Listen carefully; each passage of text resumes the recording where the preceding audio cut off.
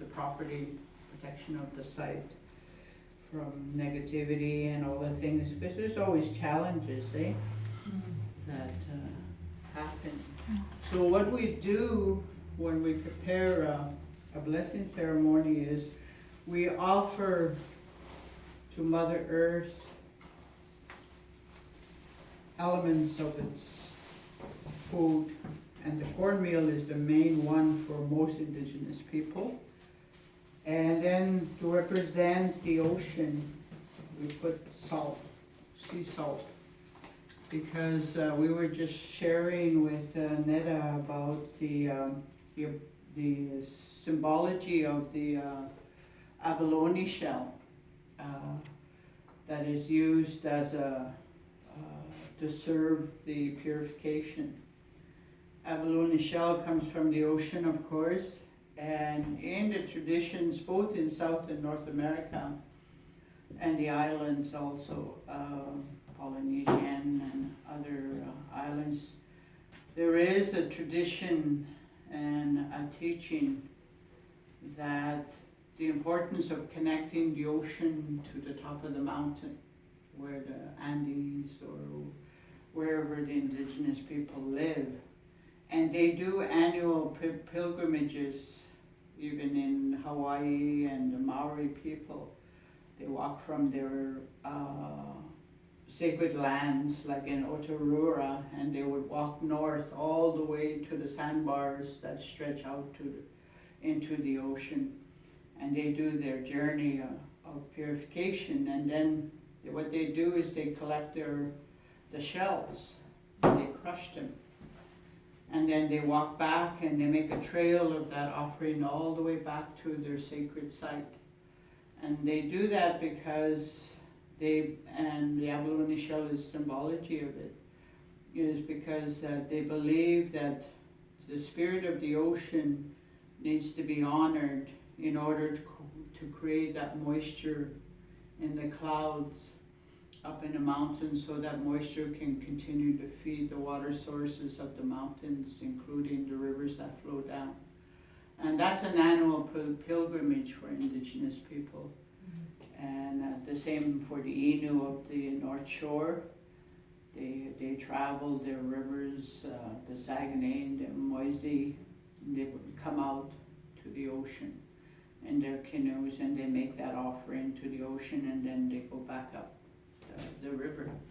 So that's the purification, the connection, the ocean, the water, and the fire of the purification. And that's what we use.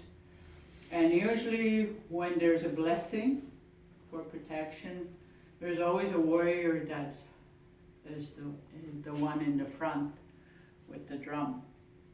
Creates that vibration of the drum, and then that vibration of the drum, the ancestors hear that song, and then they come in. And everybody that lines up behind that warrior has a responsibility to be part of that blessing ceremony for protection. So for me, I would hold the smudge as a purification, because the spirits of the ancestors recognize me through the warriors.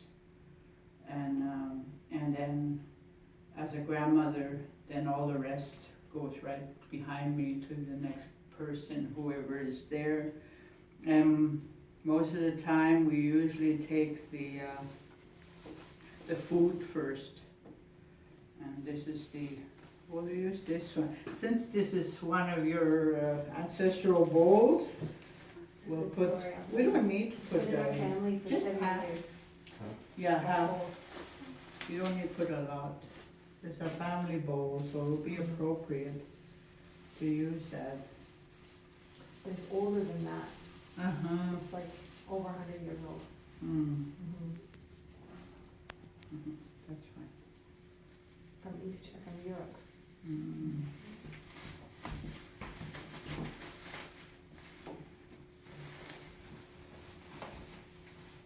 then you have the sea salt. All you have.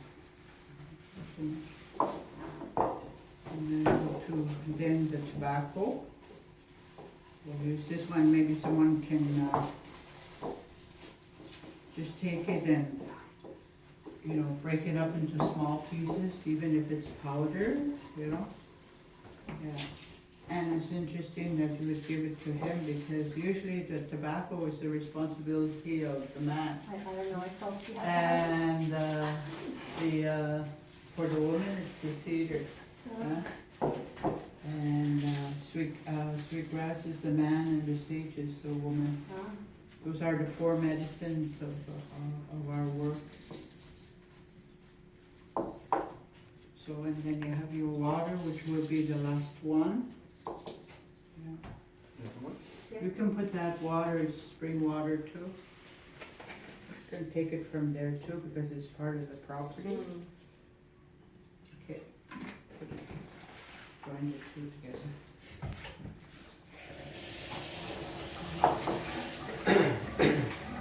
So you, because you're asking for a blessing ceremony,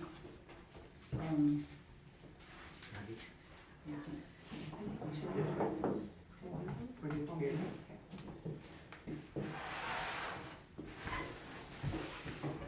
Cartridge.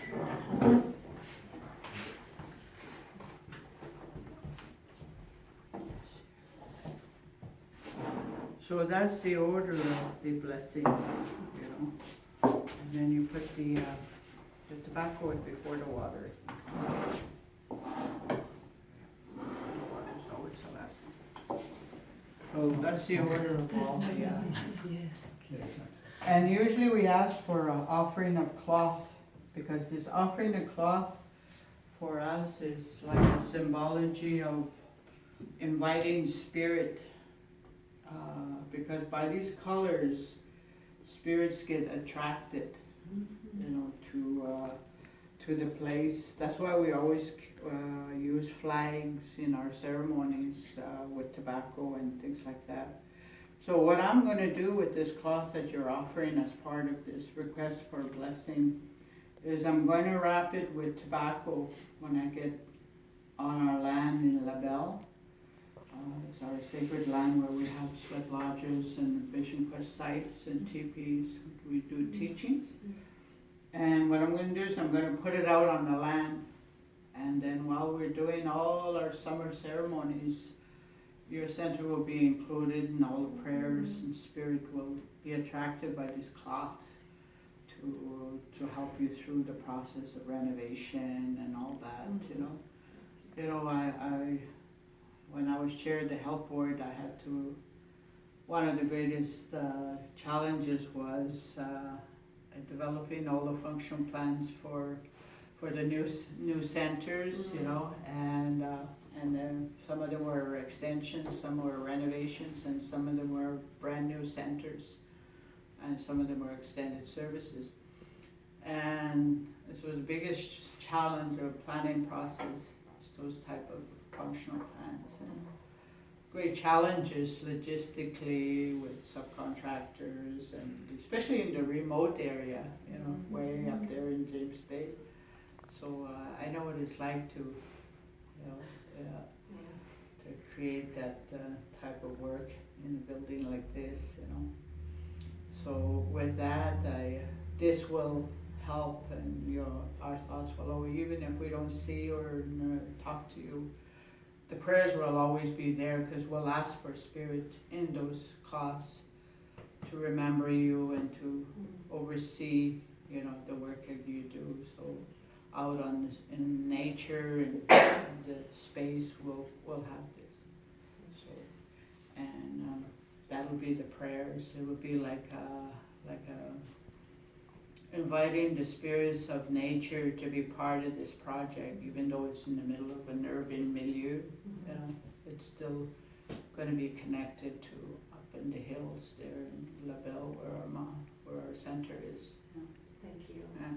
So that's the meaning of this, so you know.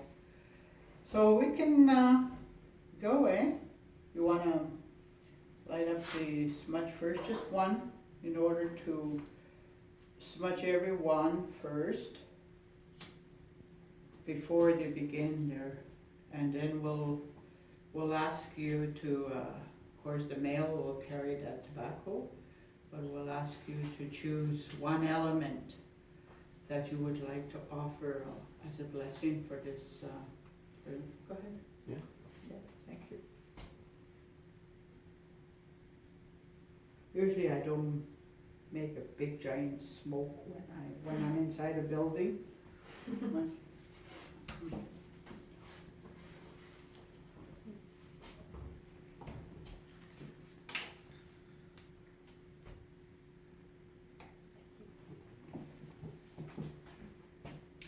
I remember the first blessing where we ever did was over 25 years ago, and the elders taught us this for late William Commanda, the elder from the Anishinaabe people in Maniwaki.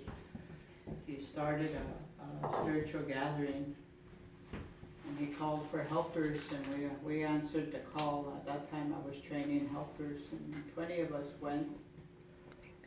And it was a very small gathering that first year. 20 years later, he had over 2,000 people coming every year to his gathering before he passed on. And so I always remember that blessing. And every year they would do it. Every spring they would renew the energy of the place for growth, expansion, rebirth. And we would be part of it. Just walk around the property and offer these offerings to the space.